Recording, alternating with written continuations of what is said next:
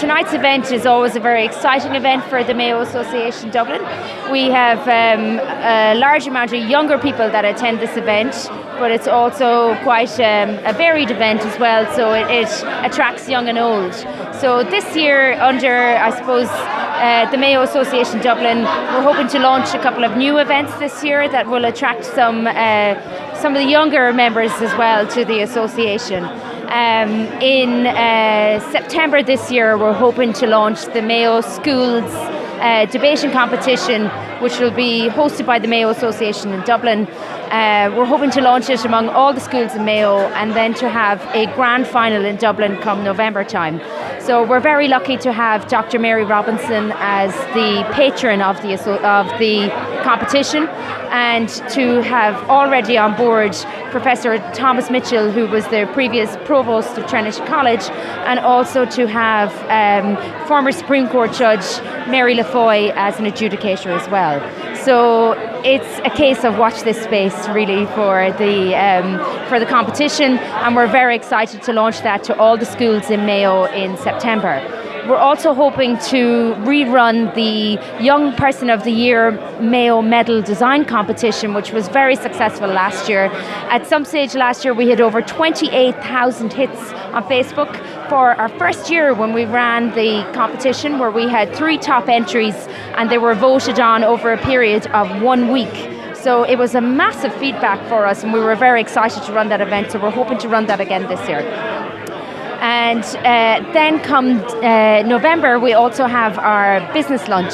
So the business lunch this year is 21 years old, so it's our 21st birthday party, and we're looking forward to having a very exciting lineup for the business lunch.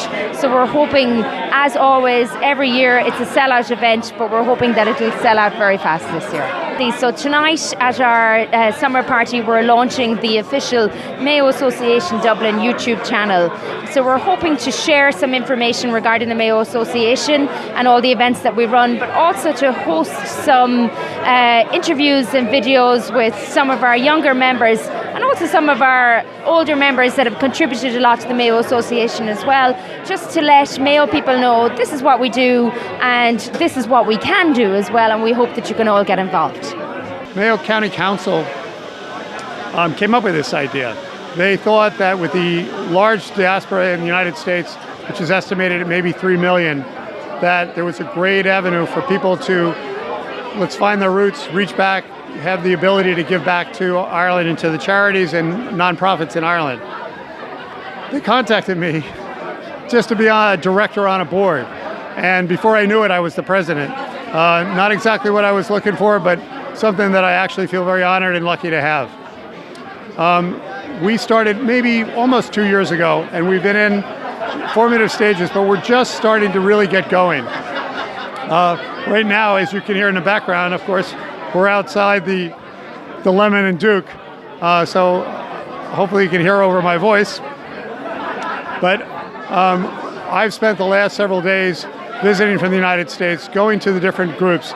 I've been to GAA clubs, I've been to a number of different charities, I've been to Western Care, Western Alzheimer's, I've been to the Rape Crisis Center, I've been to community radio in Claremorris.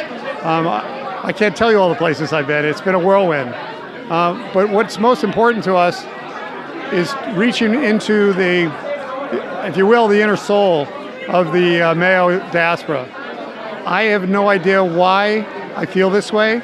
I grew up with my actually only my grandmother. My grandmother immigrated from Ireland in around 1902. All 4 of my grandparents are from Mayo. I have my father's grandparents are from Ballyhonus. My mother's grandparents are from the area of Ruski, Carrickcastle, around there. My mother's grandparents came somewhere in the 1880s. So we've been in the United States a long time, so I'm fairly far removed, although I'm not, because when I was about 13, 14, my grandmother came to live with us. And all I ever heard about was Ballyhonus. And Ballyhonus was all I knew. And it stuck with me. I kind of got distant from it for about maybe 15 years, and maybe in my early 20s, my Irish roots just wrapped around me and wouldn't let go. So when this opportunity came about, we just got so excited about it. We have a group right now in New York of young professionals that are in the communications business who are forming we call our comm committee.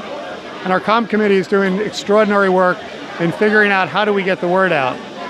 By me coming here, what I wanted to do is make sure that the local charities that we've been engaging with know that there's someone from the United States that is as passionate about this as they are. Our board of directors is comprised of about 6 people. I won't name them all, but they're from all walks of life.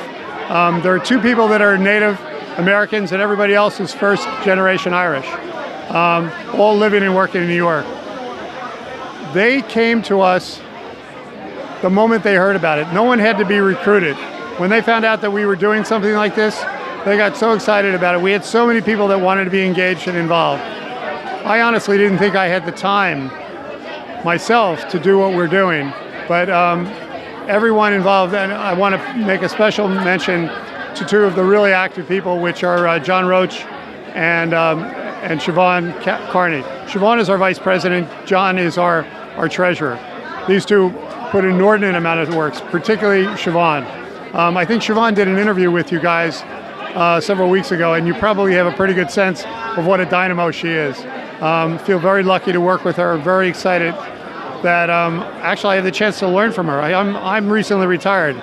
I used to work for the United States federal government. I worked running the federal courts in New Jersey, specifically the United States Bankruptcy Court, and I thought I knew a lot of stuff.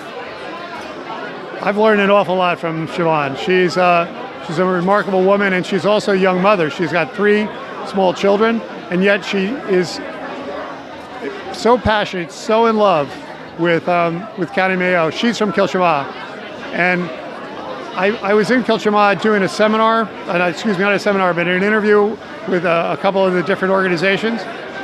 And for a town that has only about 1,200 people, it seems like everybody in New York is from Kilchama. As a matter of fact, every county, excuse me, not every county, but every city that I come across, I've met more people from Ballyhonus that I knew existed, more people from Castle Bar, just extraordinary. The number of Irish, and I guess that's why there are 3 million, in the United States, because unfortunately, because of the immigration and why people left the west of Ireland during the troubled times and the famine, it's actually made America great. I mean, there have been documentaries, I'm sure you've seen them. They talk about what the Irish did to the United States, what it did for the United States, and what an incredible internal fabric it is to the excellence of the United States. So many great leaders, so many great individuals. The one thing I wanted to make mention of, I visited with the St. John's Ambulance Squad. Here are a bunch of guys who work all day long, and at night, here they travel all around the county. They traveled actually to multiple counties. It's so inspiring. I know that when the people in the United States, particularly the Irish in the United States, see and hear about these folks, which we will do through our website, they're going to want to give a lot of money. And I hope you come and interview me in a year from now, and I can tell you that we got a lot of money.